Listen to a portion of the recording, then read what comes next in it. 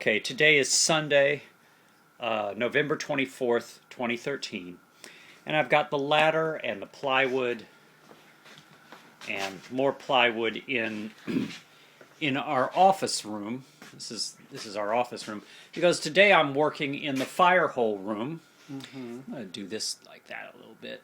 Okay. And you can see why we call this the fire hole room. Here I'm stepping gingerly. Oh, I'm standing on the solid part. This is the fire hole in the fire hole room. The fire hole room itself is a small room. It's about 8 feet down at that end. And it's about 6 feet at this end, and it's 13 feet, about 13 feet 4 inches long.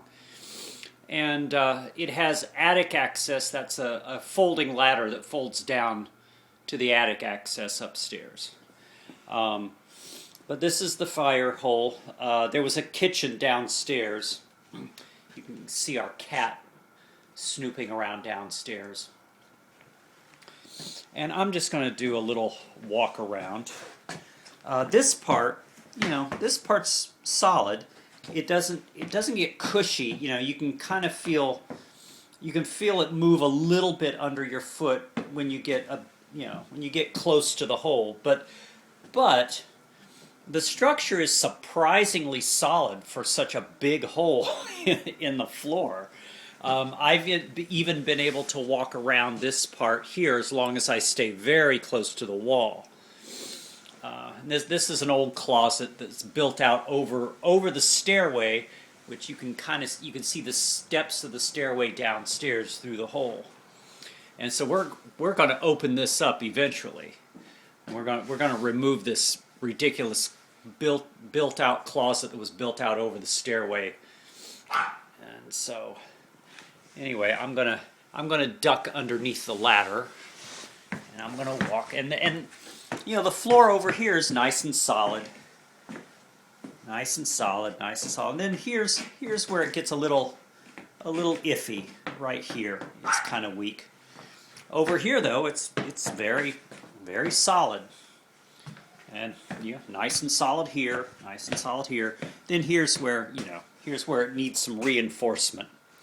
So what Eddie and I plan to do is we plan to build a false floor as a temporary repair to the fire hole.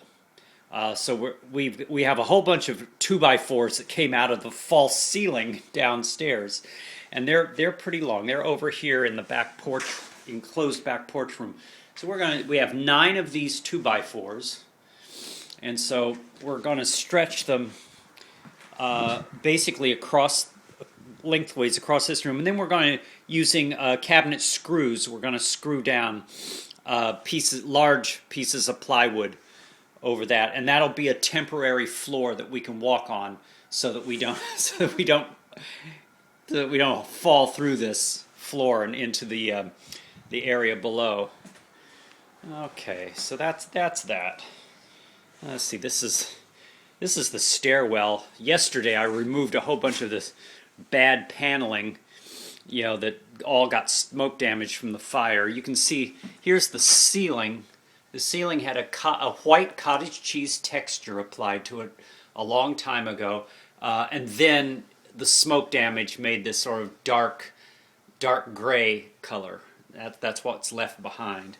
But since I took down the paneling, at least underneath the paneling was this yellow, which has made it a little brighter, a little more open. I'm gonna walk downstairs.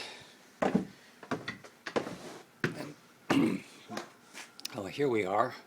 Here we are looking through the fire hole, and obviously this is where the fire was in the house.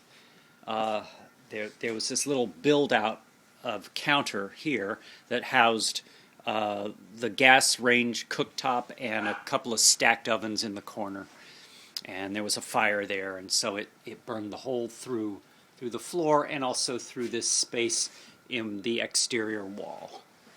Okay, I think that's good enough for now.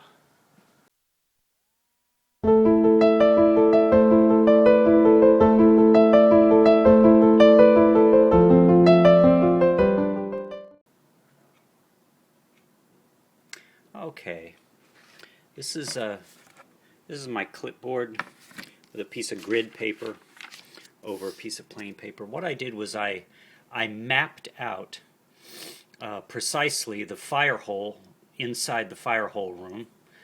This is the door into the rest of the apartment. These are the steps downstairs, and there's a window here. There's also a window somewhere in here, and that's the fire hole. And if I do this, you'll see that there's the fire hole in the fire hole room.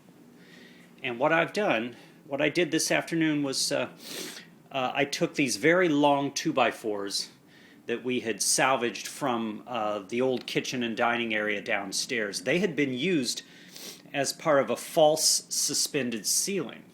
And what I did was I cut them exactly to the length of the floor, and then using a rubber mallet pounded them in place. They're very tight and they're very secure.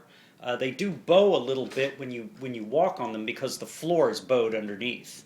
But I'm gonna take a walk over here to the more secure part, and I'm just gonna do a pan. Okay, so I've got 7 2x4s that are each 13 feet 2.5 inches long, and they butt up tight against that end of the room and against this end of the room. And eventually what Eddie and I are going to do is we're going to shop around for some 3/4 inch plywood, and we're going to get some cabinet screws, and we're just going to put maybe a 4 by 8 foot piece here and a 2 by 8 foot piece here to cover the hole. In the meantime, what I'm going to do is I'm going to use I have some scrap plywood that we've been using to cover this hole. When we had our contractor's ladder stretched across it, we had these 3 pieces of wood, and it was very safe, but it felt very precarious. So now that I've got at least this structure in place that can support some plywood, I'm going to go ahead and put some plywood over that hole so that we can walk on top of it. And I believe, let me see, I believe this, we had, let's see, we had that in the middle, and something like, we had